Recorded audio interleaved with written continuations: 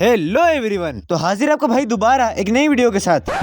तो भाई चिल्ला क्यों रहा है, आराम से भी तो बोल सकता है। So friends, today I am going to talking about the benefits of having money and also the side effects of having no money. तो सबसे पहले तो हाजिर हूँ वो लोग जो कहा करते हैं कि मनी कांट बाय हैप्पीनेस। ये देखो भोसड़ी वालों, ये देखो, ऐसी बातें व्हाट्सएप के स्टेटस पे अच्छी लगती हैं, असल जिंदगी में नहीं। और बल्कि आप लोग खुद इमेजिन करो कि तुम कहीं से गुजर रहे हो और रास्ते में कोई फकीर तुम्हारे से पैसे मांगता है, तुम उसे पूरे 100 रुपए देते हो, फिर वो फकीर वहाँ से खुश होकर चला जाता है। लेकिन अगर 100 रुपए देने की जगह तुम उस फकीर से कहोगे कि इन पैसों से क्या करोगे, money can not buy happiness, तुम इन पैसों से खुशी नहीं खरीद सकते, तो आगे से उस फकीर ने ये जवाब देना है, वाह भाई वाह, क्या बात कह दी, ऐसा कर ये बात किसी पर्चे पे लिख, उसकी बत्ती बना, फिर अपनी गांड में घुसेड़ ले, बकचोदियां करा लो, पता नहीं कहाँ से आ जाते हैं। खैर अब टॉपिक पे आते हैं। तो आज हम बात करने वाले हैं हमारे उबले हुए परिजात के बारे में। खबर मिली है कि पप्पू के अब्बा ने तीसरी शादी करके पप्पू के लिए स्टेप मॉम का बंदोबस्त किया है। और देखने में भी आया कि डॉक्टर आमिर लियाकत हुसैन ने अपनी बेटी की उम्र की लड़की से शादी कर ली है। और इस बात का यकीन मुझे तब आया जब मैंने 2004 की ये तस्वीर देखी, जिसमें अपनी गोद में लेके खड़े हैं अपनी तीसरी बीवी को।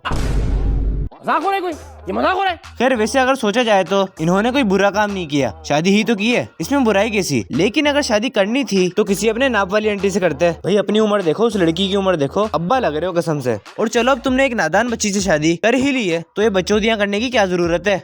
नंबर 1 का कबीला। छी छी छी, आंखें देखो, नीयत में खोट साफ नजर आता है, हवस से भरी। भाई फुल निब्बा निब्बी बने पड़े, उम्र देखो और अपनी हरकतें देखो। इस उम्र में तो लोग हज के लिए दरखास्तें भेजते हैं, लेकिन ये भाई साहब तो अपनी जवानी से बाहर ही नहीं आके दे रहे। और ऊपर से भाई साहब का कहना है कि मैं पहले बहुत चूतिया हुआ करता था, मैं पहले 2 गलत फैसले कर चुका हूँ, क्योंकि मैं पहले 6 हुआ करता था, लेकिन अब मैं अपने पैसे का शो मार के अपनी जिंदगी का तीसरा गलत फैसला कर चुका हूँ।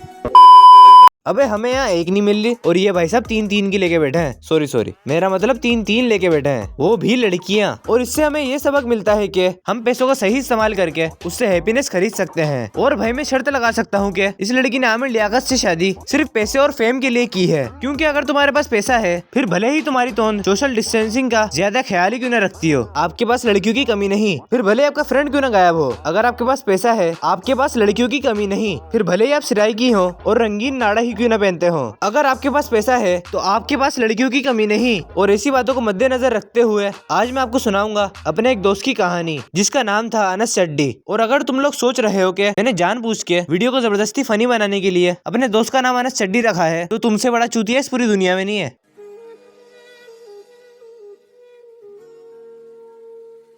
तो अनस को उसके दोस्त अनस चड्डी के चिढ़ाया करते थे, क्योंकि अनस अपने बचपन में सिर्फ चड्डी पहन के घूमा करता था और उसके सिर्फ चड्डी में घूमने का रीजन उसके घर के खराब हालात थे। तो अनस एक निहायत ही गरीब फैमिली से ताल्लुक रखता था और उसके घर के हालात इतने बुरे थे कि शर्ट तो दूर की बात, उसके घर वालों के पास खाने के पैसे नहीं थे।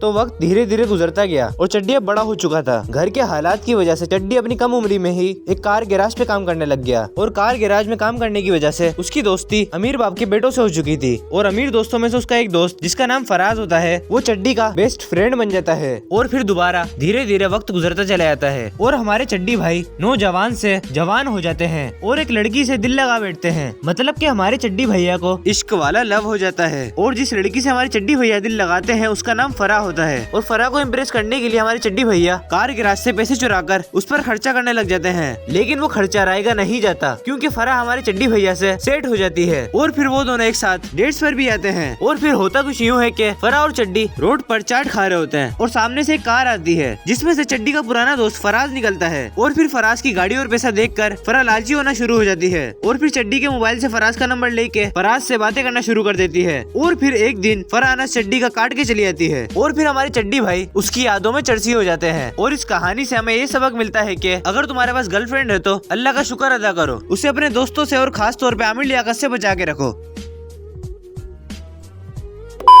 तो वीडियो को जबरदस्ती लंबा किए बगैर यहीं पर खत्म करते हैं। और ये कोई इतना बड़ा टॉपिक नहीं था इसमें मैं 8-10 मिनट की वीडियो बनाऊं। तो अगर वीडियो अच्छी लगी हो तो लाइक करना, नए हो तो मेरे चैनल को सब्सक्राइब करना। तब तक के लिए